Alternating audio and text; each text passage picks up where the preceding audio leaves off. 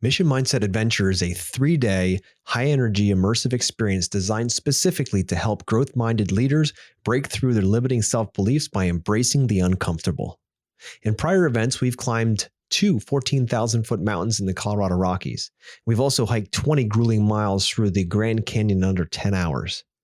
This time, we're going to be trekking down a treacherous part of the Appalachian Trail all night in complete darkness. Why, you might ask? Because it has been proven over and over again that when you step way outside your comfort zone and push yourself way past your limits and face your fears head on, you awaken a giant within. This is the event that leaders come to find their purpose. Warning, this event is for physically fit leaders who want more out of life and learn best by being emotionally and physically challenged. So be prepared to go deep and learn that you are capable of so much more in life than you ever thought you were. Interested? What are you waiting for? Join us. For more information on this life-changing event, visit our website, missionmindsetadventure.com. Again, that's missionmindsetadventure.com. Hello, everyone, and welcome back to the Outer Spaces podcast. Today, we have the pleasure of having twins on the podcast. These guys are badasses in Dallas, Texas, that are out helping change the fitness world, and not just the fitness world in general, but they get into such great detail about mindset and limiting beliefs and raising your standards and playing on the offense, not defensive in business. So we talk really deep about that, and we get into how they have helped tons and tons of people around the country, get that better level of life and to build that business of their dreams the way they've always wanted to, but felt themselves having these limiting beliefs that held them back and didn't allow them to grow forward. So if you're out there in business and you find yourself hitting walls left and right, and some of those walls might be inside of your head, this is the episode for you. Hello, and welcome to Outer Spaces, a podcast dedicated to empowering designers and contractors in the outdoor living space. Through this show, I hope to create a powerful resource for you, someone who is trying to grow their company but might not have all the tools and processes to do so. On Outer Spaces, we're passionate about breaking the chains of small mindsets and helping contractors just like you take control of their businesses and their lives. My name is Joshua Gillow, and through my 25 years of dirt under the nails experience, I look forward to sharing tips, strategies, and other contractor success stories here on the Outer Spaces podcast. Now, let's get on with the show.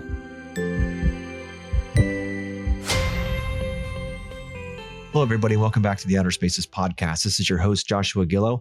And today we have two guests on.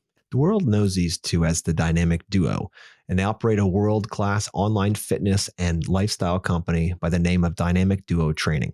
Chris and Eric are also business coaches that own the Dynamic Fit Pros, where they help fitness enthusiasts build and grow their online coaching businesses, along with being #1 international bestsellers, authors, and speakers. So without any further ado, Chris and Eric Martinez, welcome to the show. Joshua, thanks so much for having us. I really appreciate it. I got to ask you, is this your first time interviewing a set of twins? It is actually the first time. I've had single twin on, but not two of them. So this is I'm seeing double here.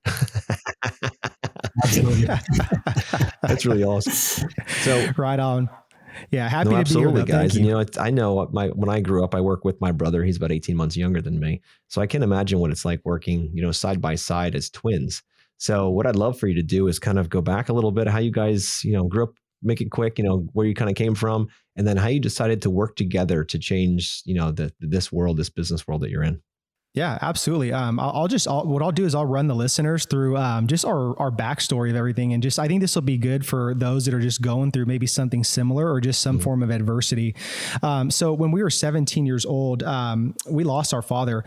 He was a correctional officer at San Quentin State Prison in California. That's where we're born and raised. And we grew up in a very very good household, all about education and work ethic. That's what our father instilled in us.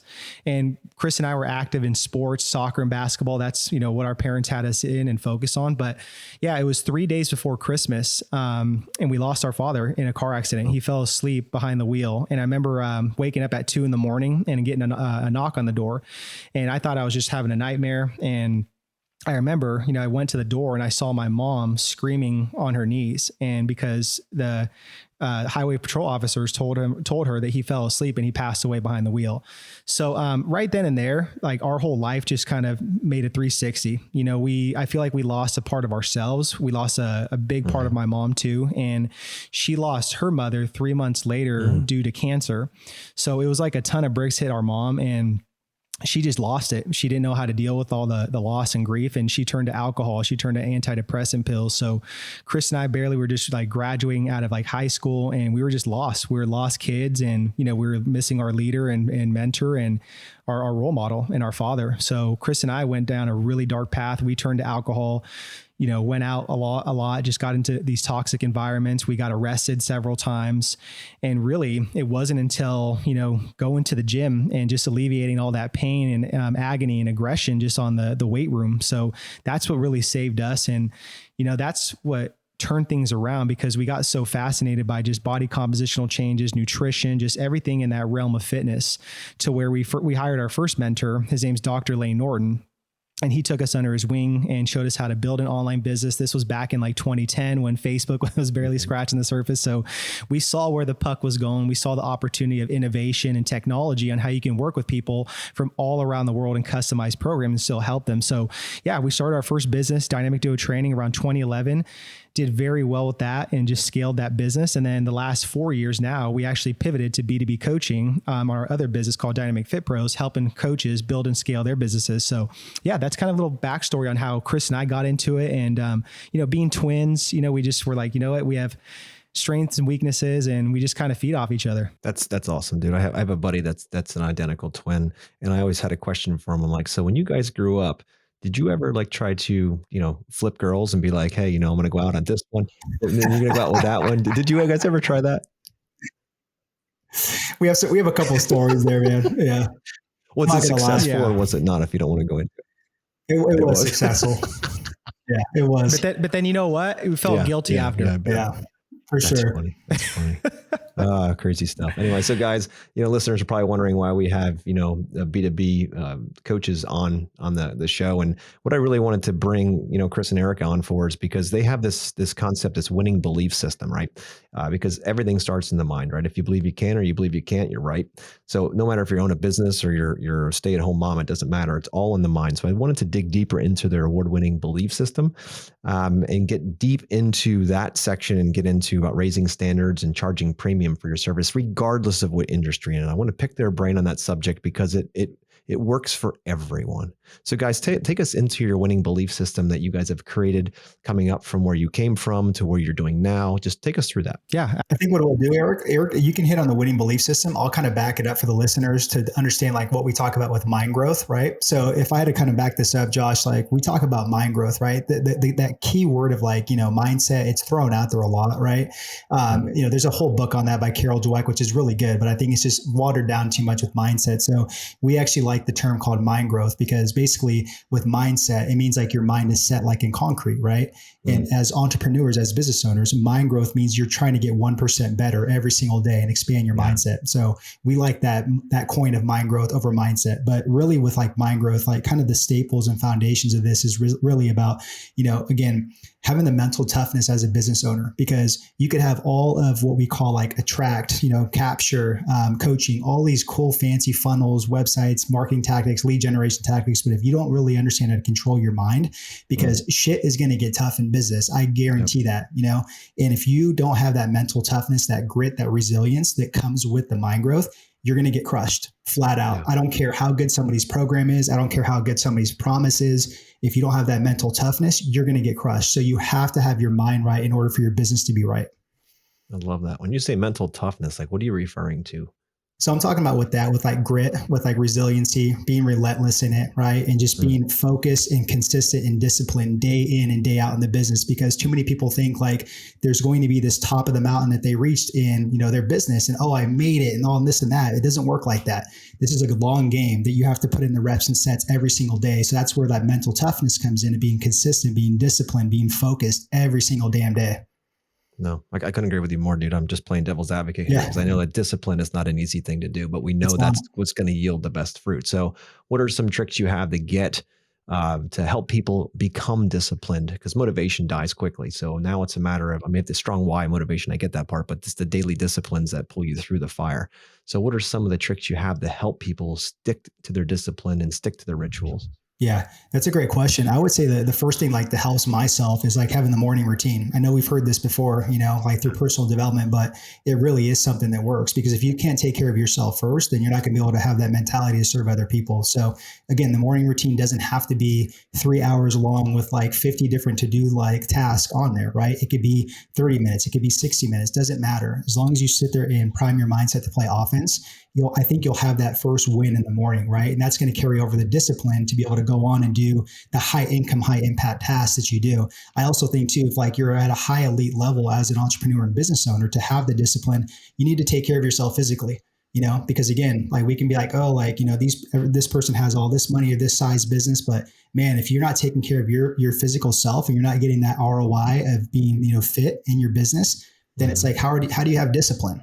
Like, the weight room and even in like the kitchen of having a diet teaches you a lot about discipline that carries over into business.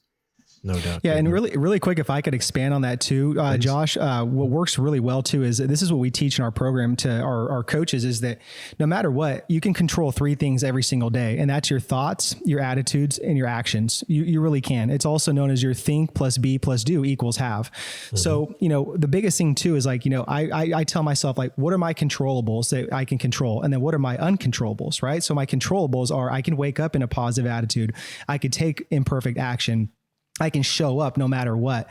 My business is not about myself. It's about a bigger mission of helping and serving other people, and then uncontrollables, right? That's a recession, politics, the weather, people ghosting you, bad clients. I mean, those are all uncontrollable. So if you understand how to balance those out and, you're trying to stack those wins every single day and get 5 out of 7 days of you're winning, you're going to be in a good position.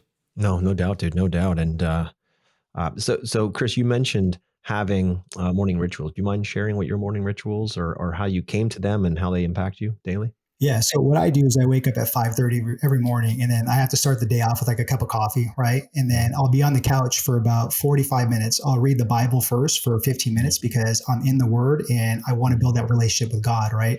The second thing is I'll dig into like a business book or whatever skill set I need to work on, right? So it could be sales, it could be marketing, it could be business, it could be coaching. And I'll do that for 30 minutes, intentional type of like studying, right? Then after that, I'll sit there and I'll stretch, and then I'll take the dogs for a walk, and then I'll be ready to, kind of go to work at 7:30, like right there on the laptop. I love it, dude. I love it. And it's funny you say that because of, I have this philosophy, the 4 F's, you probably have heard of them, but it's faith, family, fitness, and finance, right? Those 4. And my philosophy and what I've been doing for years is exactly that. And it's in that order. Faith first, get up, read scripture, right? 2 pages is what I've committed to each morning to open my mind to the Word. Next is going to be family. So my kids are getting up, getting their lunches ready, whatever. My wife wants to go for a walk. We do the same thing every morning. We spend time together. Next is fitness. So working out. I have a trainer. We work out. I do all kinds of things.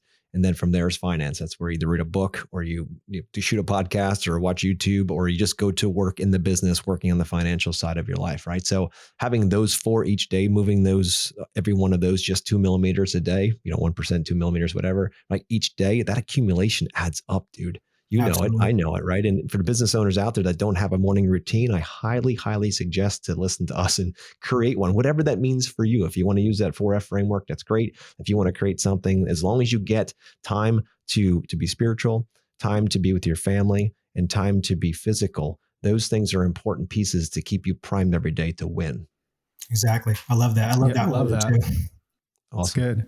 You guys are awesome. I love that. So take us a little deeper. You said morning rituals and all that, and then the disciplines that comes from that. I believe that, in order to build confidence in life, you need to keep the promises that you make to yourself, right? Because if you lie to yourself and you keep lying to yourself, the next thing you know, you're going to have, you're not going to believe your own bullshit, and then you're not going to show up confident and all of that. So if you just keep the promises you make to yourself, that's usually the strongest thing. Have you guys found that to be true as well? 100%. To me, it's like almost just like having your own declarations, and it's just about, honor, just to me, it's like you have to keep your word. I think that's be impeccable with your word. That's one of the 4 agreements in that book. So absolutely. It's huge, because like you said, it's like, if you're not keeping your word, then it's just like, what are you really staying true to? Yeah, exactly. Exactly. And if it means nothing to you, then it means nothing to anybody else. And you wonder why you can't Yeah. get somewhere and do all the stuff you want to do. Tell me, you guys, I'm curious about, starting off with scripture in the morning. Why do you start off with that in the morning? I know why I do, but I'm curious why you guys do.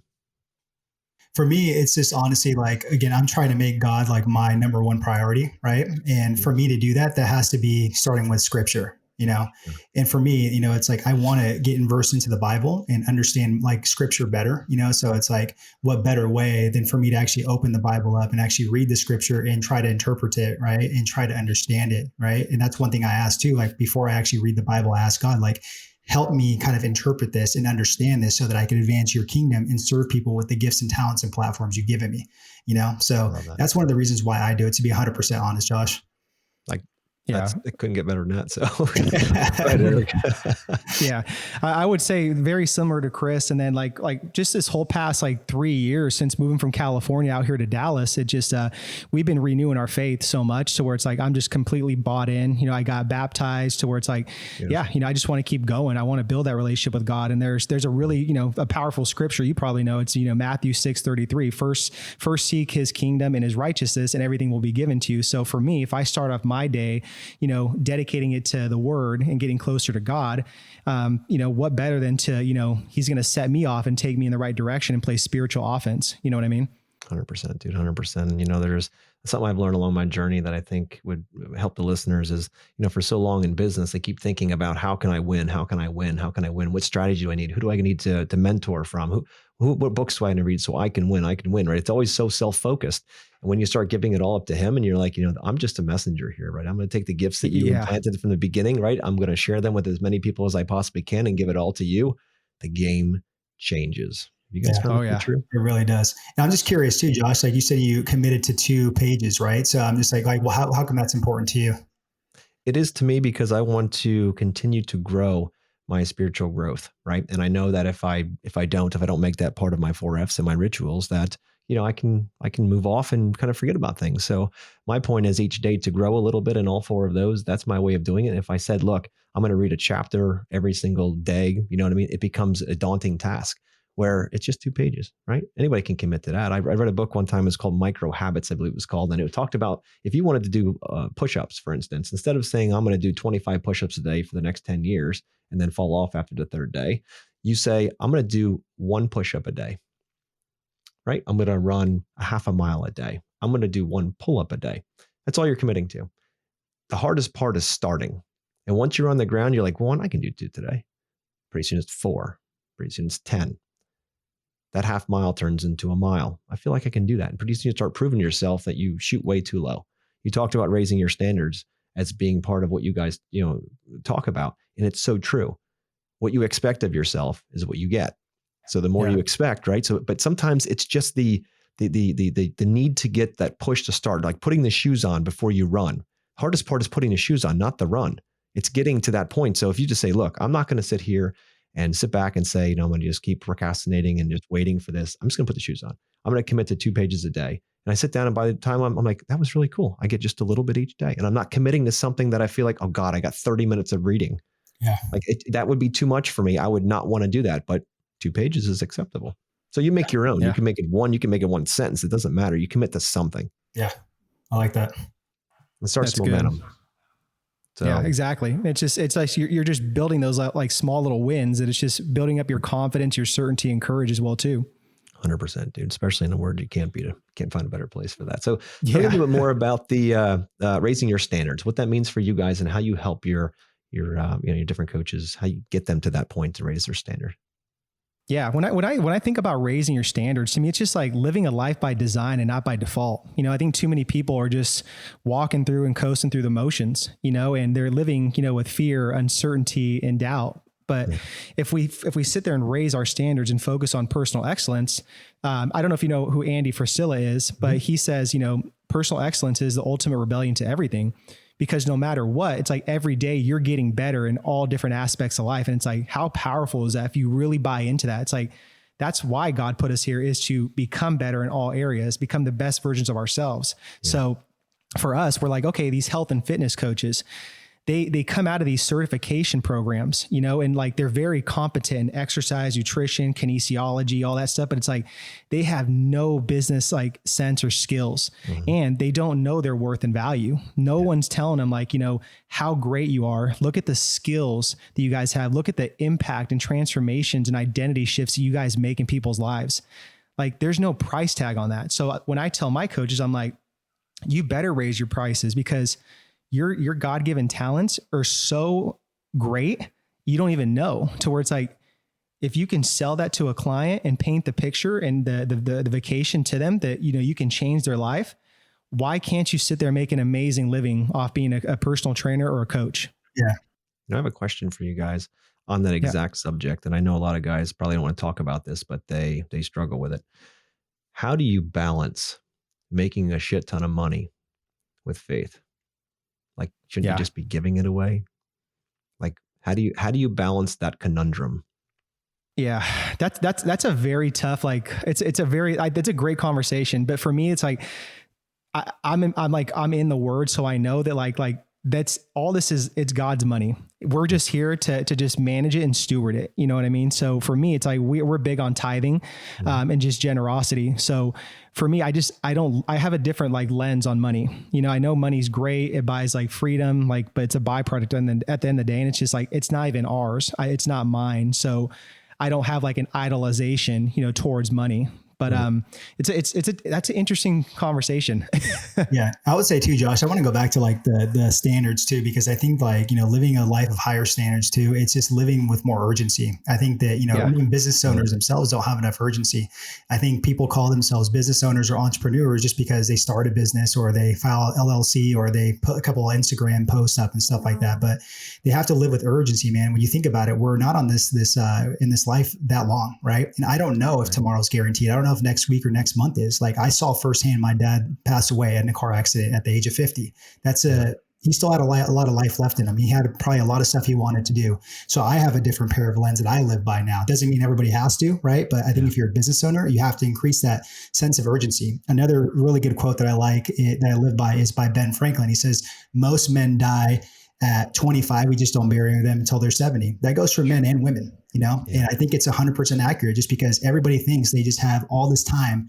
Like, oh, I can start it next week. I can do it next year. You know, I can do this and that. And it's like, there's no freaking sense of urgency, man. There's not.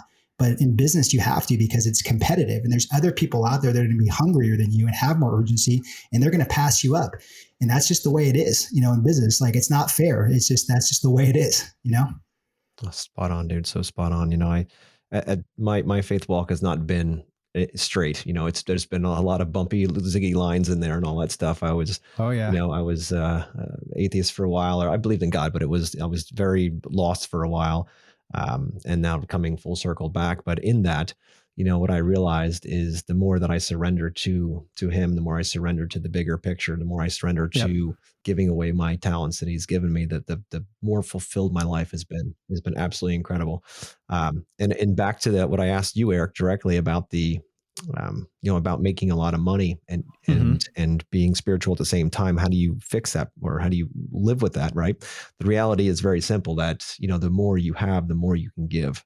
So if God's given you talents and gifts, the more money you have, the more people you can give them away to, right? Through awareness, through giving, through projects, through anything like that. So, you know, that's, I often hear that people are like, I'm just not worth it. Like, if I make money, I feel guilty.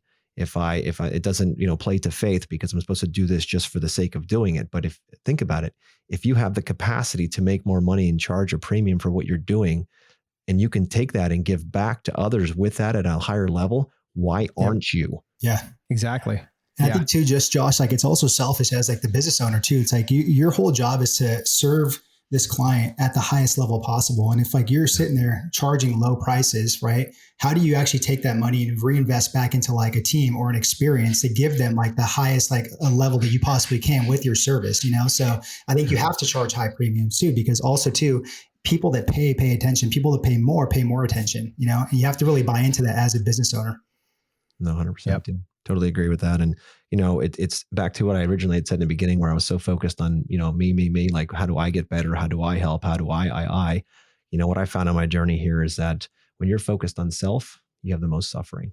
When you Yeah. focus Oh on yeah. the service of others and you focus on the mission being, how do I help and serve as many human beings as I possibly can while I'm here? And when God says, look, I need you, buddy. You're like, let's go. I'm going to pull your card. I'm ready to go, brother. I'm ready to go. Yeah. This space on earth is our ground to become and to train to be the best warrior in heaven. So with that being the Yeah. case, we never know when that card's going to be pulled. So just give her hell every day, right? Give her all you Yeah. got. No, I love it, Josh. That's great, man. And that's what I think the biggest issue with, like, especially newbie business owners is just their mentality is just, it's very selfish. It's all about me. And it's just, the mission's not about you. It's about you helping and serving other people. And just once they understand that, I think it puts them at ease more and it gives them more meaning and purpose. 100%. And think about, I know when I was focused on self and suffering through all that because I just didn't have enough, or I didn't hit the numbers that I wanted for me. Like, I'm going to be honest with that. I can try to put it in a box and make it seem like it was for my family or something else, but that's what it truly was for. It was for my own ego. And once I realized that, it took me to my knees. I was at a men's event and that realization came up in one of our groups, and I was a complete basket case when I realized that I was telling myself a bullshit story about life so that I could feed my ego. And when I realized I needed to take that thing out in the backyard and put a bullet in its head and start focusing on helping people and serving and making that my priority, everything changed. Oh yeah. Everything changed. Well, that's awesome, guys. I really appreciate, you guys coming on and talking like this. Not many times we get a chance to talk as men like this and get to be able to share it with other people as well. And hopefully it lands in somebody's heart as we move through and helps them on their journey. That's the bigger piece. So, so what's next for you guys? What are you working on now? What gets you excited in the morning? Yeah, I think right now the biggest thing, man, is like our main focus is a lot of collaborations and partnerships, and right now we actually have a couple of in the works right now with certification companies because we built a lot of like content and a lot of like intellectual property with our training. So it's like, how do we get this to the masses of people, outside of like the programs that we have, right? So that's the biggest thing is like, how do we take this, intellectual property and license it to some of these certification, businesses and organizations to where we can help and serve more health and fitness coaches out there. Because Eric and I can only do so much. There's only two of us, like we're great at what we do. We have a great little small team under us, but it's like, man, in order to reach masses and like, again, do God's work and advance his kingdom, we need help. And we're not afraid to be like, hey, like we need help from this organization, that organization, so we can come together and help more people out and create more impact. Yep, exactly. When you align yourself with groups, as you will align yourself with that, or have already aligned yourself with that have mission and heart like that and have the kingdom in their focus, man, like you move mountains with that because everyone's focused on how much can we impact, not how much can we make. That's a side byproduct of doing a heck of a good job, right? Yeah. So if you the better the job you do, the more that happens, the more you can give and to empower. That's the main focus of it all. Absolutely. So I love that. So you guys are obviously twins working together. How's it been working together, back and forth? I'm sure you guys have a lot of similarities, but there's going to be a couple of things that you guys are like, wait a minute here. Like, how do we divvy up the roles and responsibilities and like, how does that work between your dynamic? Yeah. Well, I mean, I think the greatest thing is just like every Monday we have a very strict meeting just to kind of, set the tone for the week. Like what's the highest priority and, just really what needs to get done to move the needle forward. So, that's always been really good and helpful for us because then we kind of delegate different things that Chris and I are better at, just individually skill wise. So that's a great way to do it. But it is tough. We have our tough moments. We argue a lot. I mean, especially in the past, you'd argue and just go at it, but then it's like we would get over it really quick. So it's just over dumb things. But, Chris is different because he's more like type A, just like get it done. Let's go. And just like very, very systemized and everything. And me, I'm just a little bit more kind of like free flow, like it'll get done. No need to like panic, no need to like rush and worry. So, but it's great because we balance each other out with that too. Oh, I love that, dude. I love it. And it's funny how that works out like that. If you were both exactly the same, it wouldn't work. There would be no polarity, right? Exactly. That's awesome. That's awesome, guys. So what are some tips you have for business owners out there that you find, we'll go back to the mindset side of things, that you find struggle, like through what we've talked about so far? Focus, so far they thought business was really about just trying to make a lot of money and trying to, just try to do the least amount for the most amount of money and focusing on transactions, not transformations and all that kind of stuff. So what kind of ideas do you have for around the mindset space if they're going from that and they really like what we're talking about and they want to transfer into this more empowered state where you get up every day just ready to serve? Yeah, I would say, man, just like, like there's limiting beliefs too, something we talk about. And I think everybody has them, they do. I just think that people get to different levels to where we understand they're going to come, but it's like wildfires, right? How do we tame them instead of let them get out of control? Because when they get out of control, they mess with your mind, and then so many bad things happen within the business. So understand, just be aware of like your own limiting beliefs, right? Some of the common ones is like fear of getting started, fear of failure, scarce money mindset, comparison syndrome, imposter syndrome, right? There's more. But for me, myself, I deal with comparison syndrome. Okay. So it's like, I'm aware of that. So when that happens, I know how to catch myself and remove myself from it. So for me, if I'm going down like Instagram and I see like a competitor, and if I have some sort of comparison syndrome with that, boom, I'm off of it. I'm going to go do something that's going to get my mind off of it and focus on like what we're doing. And that's it.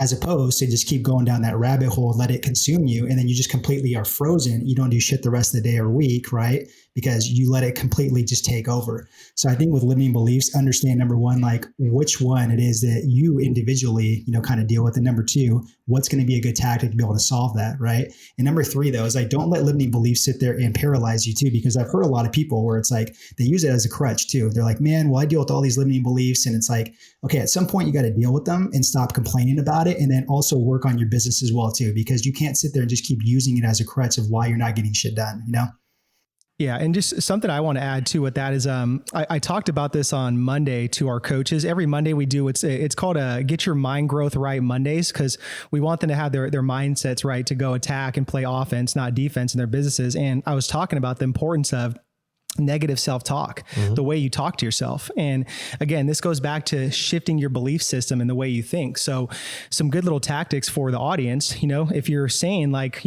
I can't do something, it's like, no, switch that around and say, I can. So acquire an I can do mentality instead of an I can't.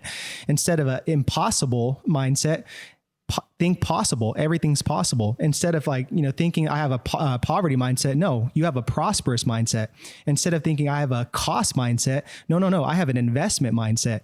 Instead of a scarce mindset, I have an abundance mindset. So the way you shift that thinking and talk to yourself, it's like over and over and over. Again, the compound effect, like you start buying into it and you just start thinking differently. You're like, man, like, yeah, like I got this, like, I can do anything. I am a winner. And it's a huge, huge difference. It's also too, like our pastor says, that your life follows your mouth. So if you say like, a bunch of negative stuff, if you say dumb shit all the time like that, man, well, it's going to like kind of like go that route. Right. So your mentality becomes your reality type of like approach. Right. So it's like, you got to be careful, like what you put out there and what you say, Absolutely. Yeah, each word is a spell cast. Yeah. So the question is, what spells are you casting for yourself? We just did a live event we did a 4-day event this last week. And one of the participants, he kept saying, that's hard. It must be really hard to do that. It's going to be hard to do that, right? He's starting the conversation with the fact that he's failed or that it's going to be difficult. And I caught him a few times. I'm like, dude, hold on a second. I'm like, I'm just here to offer an opportunity to consider this from a different direction. So if you always say it's hard, it's going to be really hard. It's really hard owning a business. It's really hard getting out there working. It's really hard creating teams. It's really hard to make money. Are you empowering the possibility of it happening, or are you disempowering yourself? So I'd say, all right, just stop for a moment when you're going to say it's hard and say, I haven't figured it out yet, or I'm willing to learn, or who do I need to get next to so this isn't so hard anymore? You see how there's a freeing in that, not a jailing of that concept. And we do it. I'm guilty of this too. I came from a world of no mind growth, right? A farmer from Pennsylvania. And now all of a sudden it's like, holy moly, I see this world of growth. And I'm thinking, so you're telling me that these limiting beliefs that I have, that I'm not enough, that I have fear of failure, that I care so much of what other people think, I'm a pleaser, all of these things that I thought they were me. I thought that that's how I was born. I was absolutely have no chance of changing this because this is how my parents were, or this is how my cousin was, or whatever it might be, right? Fill in the blank. The point is that once I realized they were just patterns, they were patterns that were comfortable, like comfortable shoes. And I realized just like a record where you can take it off the turntable and flip it over, or put another one on and put the needle back on, we can do that with ourselves. We can say, look, these are patterns. These are not us. God did not create us broken. He created us very, very full and very full of love. Now we just got to get these patterns that we've learned, recognize them first, and then figure out how to fix them. And the limiting beliefs is one of those patterns. So I'd love to get into, for you guys, if you're open to it, get into how do you guys help people find those limiting beliefs? Because they run roughshod. They ran roughshod over me for most of my youth. all the way up through my mid-20s and my 30s. And I started to see them for what they were, and it was a game changer. So how do you help people become aware of these? Yeah. And great question. I love everything you said. I agree with Josh. That's great stuff. And what we do is like when we have like a new coach that comes into our program, we do a 30 to 45 minute kickoff call, just walking them through the entire program, just putting them at ease, really like, mapping out like the best steps for them. But towards the end, we do a little bit of like, limiting belief work to where it's like, we have all those 5 common limiting beliefs of like Chris mentioned, like fear of getting started, fear of failure, imposter syndrome, comparison syndrome, scarce money mindset. We have it all there. And we just ask them like, take a couple minutes and just think about 2 of those that really speak to you that you feel like you're dealing with. And from there, we have an honest conversation as to why, just digging deeper, like why do you feel like that? And then once we have that, just like identified and we're out in the open with it and getting them vulnerable, it's like we give them a couple action steps, like to go watch a couple trainings, maybe suggest a couple books. But, it is, I think the first step is being aware of it and just, again, just peeling back the layers little by little. It's also too like that Mind Growth Monday that we do every single week. We're super committed to that. And it's like, we love it too, because it gets us ready for the week too, like selfishly. Yeah. But it's like, man, if they just like were to buy into that every single Monday, to commit to that for 30 minutes and understand like, what are your top 3 objectives? What are the 3 roadblocks that could potentially come up? What are the solutions to those 3 roadblocks? Like they are in that mode to literally win the week and play offense, right? And crush any of those limiting beliefs that come up. I just think a lot of people don't do enough of that type of stuff, tactical wise. They just jump into a Monday after the weekend and they just go at work, and then things come up, and it's like they wonder why they can't sit there and control some of those limiting beliefs that come up that prohibit them from moving the needle forward in their business. No, I can definitely see that. And then, everything works great. And I think it was Mike Tyson, right? Everything's great until you get punched in the mouth. Yeah. Right? Business, all right. You're going to get punched in the mouth all the time. It's so true. So are you going to learn how to duck and weave? You're going to learn how to guard. You're going to learn how to take a hit, right? So that's the secret. How fast can you do that, right? And I think we talked about this before we hit a play. Tony Robbins says it's so good when he says, your level of success is going to be directly correlated to how much uncertainty you can handle at any given moment. And I found that to be absolutely true on my journey, because when I was younger in business, I've been in business 26 years now. And when I was younger in business, my goal was to make sure that I didn't have problems, right? I wanted to make sure I could avoid them. So I would come up with all kinds of answers. And I was a pleaser back then. So I would do anything to make somebody happy. Even if I lost money, it didn't matter, right? As long as I didn't have to have a confrontation or have to deal with any of that stuff, I would do whatever it took. Now, the problem is that as you grow and you're going to grow a business, the problems don't get less. The problems get more and they become bigger, right? And you have to then figure out how you wire your mind around what a problem is. Is a problem something to be avoided or something to embrace? Yeah. We learn the most from our problems. We learn the most from our struggles. So my question was at a certain point, only about 5 years ago, is how can I get as many problems or struggles I possibly can in a day so I can build this muscle instead of me trying to avoid them, which I did most of my life. How can I now embrace them? Now, I'm not going to go out and, start problems just for the heck of it. But my point is, if I go into the ring and I say, look, I'm afraid I'm going to get punched. I'm trying to duck and weave and hold and, playing defensive the entire time. What if I jump in there and say, no, this fight is over when I say it's over? And you jump in with a completely different mindset and say, look, problems are the gifts we grow from. Give me as many as you possibly can so I can grow. If I don't have problems, I'm not growing fast enough. Yeah. Do you guys find that to be true? I do, man. And I think just like that's the problem too with like people that are in business, even like in today's society, you have this instant gratification mindset with people where they're entitled, to like win, or they're entitled to get these business results with like the minimal amount of effort put in. And that's the thing though, is like they don't want to face problems.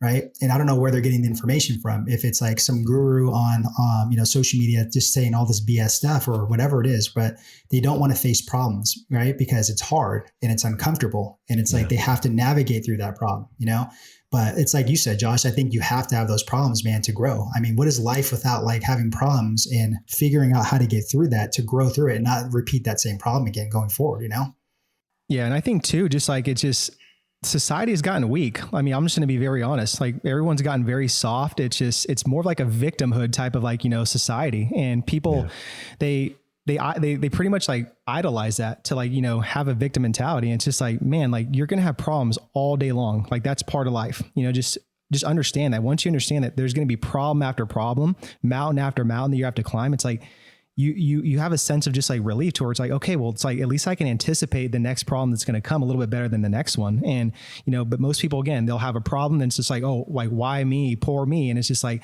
they use it as like a victim mentality. And it's just like, it's just not the way to approach it. No, I couldn't agree more, dude. I could not agree more, because as soon as you become the victim, then someone else is in control of your destiny. It's that simple, right? And as soon as you realize that you're, with God's help, of course, but you're in control of the direction you're moving, right? And no one else has that control over you. That makes a gigantic difference. Now, guys, we're all guys here, so we know we aren't always the most emotionally available. Women have this figured out, right? They talk, yap. We're like, oh my God, they're still talking. Like, seriously, how much can they talk? But they know how to heal. They know how to have conversation, deep conversation. They talk about everything. And as guys, we're taught young. I remember as a child, I can remember very clearly being, as a kid going to a funeral. It's like you look at the other men and you look for cues about how I'm supposed to act, right? How am I supposed to act? And I remember the men were always stoic. They don't cry. They don't show emotion. They're men, right? And I'm sitting there blubbering fool, trying to hold it all in, like trying to hold all these emotions in, because I don't want my father or my cousins to look at me and think I'm weak. Right. And what I've realized on my journey is that that's the opposite of what we're supposed to be doing. Right. As men, we need to have space in order to talk about things. And I'm not talking about some way to make everything softer and all that. I'm talking about men need to talk about stuff. The rates of suicidal thoughts and tendencies in America is ridiculous. It's because we don't speak, and it's mostly in the male population. It's like we don't speak about things. There's so many burdens and so many weights that are on the shoulders of men that they will never bring out. And we see them at our events when we talk to people. We talk to these men, and we just open up conversation and they feel a safe space to open up. And it's like, I've served so many times. I've never said that before in front of another human being.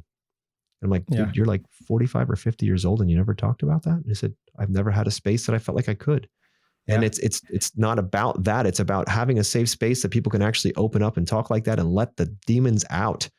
So when you guys are talking and coaching with people, do you find it harder to get men to open up in this environment, when it comes to the mindset and all that, and to be open to these things? And if so, how do you help leverage them? Because I know even if they never come to an event of either one of ours or whatever they're doing, if they just understand some of these key tools and going and talking to somebody and confiding in somebody and being fucking brutally honest, it is like you've just opened the door to the jail cell and you can let your soul free. Things that I held in my life throughout, things that I wouldn't talk to anybody about. I finally had the guts, eventually the courage to start to talk to people about different vices and things like that I kept near and dear to my heart that I thought were me. And then all of a sudden I'm like, you know what? No, I don't need alcohol to be good. I don't need anything else to be good. I can be good just as I am. Okay, well, first of all, I need to focus on what is driving that deeper, not necessarily, it could be fear. Yeah, it could be fear. It could be anything. Some limiting belief that I think that I'm trying to cover with those things, the different vices. So now it's a matter of how do you guys get into men and help them discover what's truly in her? Because when they do, it's a game changer. It changes everything, how they show up to their family, how they show up to life, how they show up to everything, their business. How do you guys do it? I would say I don't have the actual experience or privilege of working directly with men, like a men's group. But it's I would say though, looking back at the experience of working with our health and fitness coaches, the ones that are men, they do tend to, close up more and they don't open up as much. And I think it just comes from the nature of being a personal trainer, health and fitness coach, right? And putting your body first and being very competitive, right? So then it carries over to business as well too, to where then they don't really have that way or that skill set to open up, as a man and be able to be more vulnerable and be a little bit more emotional and stuff like that, right? Which again, I don't ever want somebody to be super emotional either in business, because when you're too emotional, that leads to bad decisions in your business and irrational decisions. You know what I mean? But I don't think you have to be on the opposite side of the spectrum too, where you're man, I'm so stoic and nothing's going to break me down or something like that, because come on, that's bullshit. Life's going to hit you and you're going to break down at some point. You really are, so I think if there's somehow you could balance it in some way, and I hate to say that word balance, I just can't think of anything else. There's got to be something in the middle though, because there's a gray area there. There's not just black and white with that. Yeah, but also we do emphasize and tell the males to go seek fellowship and community, because let's be real, community heals and isolation kills. And I believe it says that somewhere in the Bible too, where it's you're not supposed to be doing life and doing all this by yourself. You're supposed to be doing it within fellowship and community. So I don't know the answer why people are so resistant to it. Maybe it's just just stubbornness, ego, pride. But, for us, like we have a great community here, like at our church, to where it's like they do every Saturday. It's a men's group. It's called Mighty Men, to where it's like 300 plus like godly driven men from all walks of life, just trying to get better, and it's a beautiful thing, because you have to lead yourself before you lead your family. So, if people can just get in contact with like a community or just a group like that, I mean, I would say just go try it out and put yourself out there and just roll the dice. I mean, what's the most you can lose by doing that? Yeah, there's no downside. It's only upside. And, if you're not spiritual, you're not into church, it's fine. You can go and find fellowship in a mastermind, maybe. Maybe it's some kind of sporting group, something that you can be. Because I know for me, one of my biggest struggles when I was younger is I felt like an island. I felt like I was all on my own. I had the whole weight of the world on my shoulders, and I felt like I had to figure it out on my own. And I couldn't ask for help because that was weak. Mm-hmm. And by asking for help, it made me, vulnerable to others thinking I didn't know what I was doing. And oh my goodness, if they knew how much I didn't know and how much of an imposter I felt like at times, it would blow their mind. Right. And so I wanted to keep that inside of me so nobody else knew it. Although the funny part is that most guys were dealing with the same thing, but just didn't talk about it. Now imagine if we just talked about it and realized we're all imposters in the beginning when we first start. When you suck at something new, which is what I recommend everybody does as often as possible, so you stay humble, right? Come out and do something brand new, be a kindergartner or something brand new. Again, I do this all the time in order to say, you know what? I have so much to learn and I love it. And thank you. And just be grateful for the fact you have the ability to learn and the privilege to keep growing and helping and serving and empowering others. So it's been a fun journey, but it's everything but certain, but there's a certainty with faith. Absolutely. Yeah, that's awesome, guys. I can talk like this all day with you guys. You guys are awesome. I really could. It's amazing. So guys, how can people find you? Who are you looking for? That kind of thing. Let's get to that point and then we'll they can find these humongous caterpillar eyebrows on, I would say first thing, Instagram. So just come follow us. 4 of them, no less. Yeah, you're right. Yeah. So Instagram's a good place, at Chris and Eric Martinez. And then, we have a podcast too, over 500 episodes. It's called the Dynamic Lifestyle Podcast. So we're very active with that and consistent there. And then, just check out our website. If you're a health and fitness coach looking to build and scale your online business or just do a hybrid of both in person and online, then go to our website, dynamicfitpros.com. And there's some free value there and a great video, just like a free value. So I think those are the 3 places. Cool. Chris, that's really it, man. He stole the thunder. Yeah, I just want to say though, thanks Josh for having us on here. I really appreciate it, man. This was a great conversation about all these different talks with mind growth, with God, with just business, everything like that. So I appreciate you, man, and the work you're doing. Yeah, thank you. Thank you. And I appreciate you guys too, for sure. I have one question for you before we leave. So what do you think the number one thing is that holds people back from reaching their true potential? I'll go first because Eric's a minute older. So I just think if I go back, if I go back to what I said, Josh, it's the lack of urgency. I'm huge on that. I just think that tomorrow's not guaranteed. And I think that, people just put their dreams and goals off way too long and just think that tomorrow's guaranteed, the next year's guaranteed, or they have all the time and stuff like that. And we're just on this life for just a short amount of time, man. And tomorrow's not given. So it's like maximize every single damn day as much as you possibly can and get out there and do what you need to do as far as your goals and dreams, and don't let anybody tell you elsewise. I got to try to top that. I guess I would say I was going to say mic drop right there, but go ahead. I would say for me, it's just people not understanding that they are their own greatest investments. And, you have to sit there and invest in yourself. And it kind of goes hand in hand with the lack of urgency towards like, if you could sit there and, buy speed and accelerate the learning curve by hiring mentors and coaches, and, masterminds, get in front of communities. I think that that's going to be the biggest game changer for you as an entrepreneur and a person. And just, you'll understand more why you're such a great investment and just how you have to keep stacking those skills and how you keep monetizing those and serving other people. I love it, guys. Those 2 are very solid concepts for sure. And to your point, Eric, when you can compress decades into days with a couple of bucks, exactly, why the heck wouldn't you do it? Mentors are the secret. They have been the secret sauce to my success. And it's finding somebody that's doing something that you want to do in the level you want to do it, paying them and sucking their brain dry, right? Just try to get as much as you can. And it's a beautiful relationship. And funny enough, one of the common retorts I get from people when I tell them that, they're like, but what if they don't want to mentor me? What if they're too busy? And I'll tell you right now, anybody that's worth their salt, that really sees something in you because you're aggressive and got grit and you really run and learn for the right reasons, they will make time. I believe that.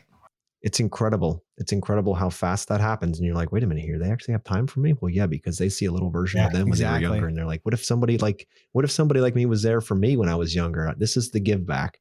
Truly good men and women see that and they will abide by that. So don't be afraid to ask somebody that you truly respect. And you have to remember to bring value to the table. It's not just the take. It's what can I do to help this person so that they can help me? And it's a win-win. And that'll get you in the door to most conversations. It's good. So guys, I appreciate you guys. Thank you for doing what you do. I love your focus. I love your mission. I love your purposefulness in what you do and your intentionality. So guys, if you're out there listening and you want to if you're in the coaching space and you want to get into with these guys, you know how to do it. If you just wanted to listen through and see how these guys are out there killing it, staying focused and true, you just heard how it's done. So reach out to me if you have any questions, follow them on Instagram, and we'll see you next week. Thanks, Josh. Thank you, guys.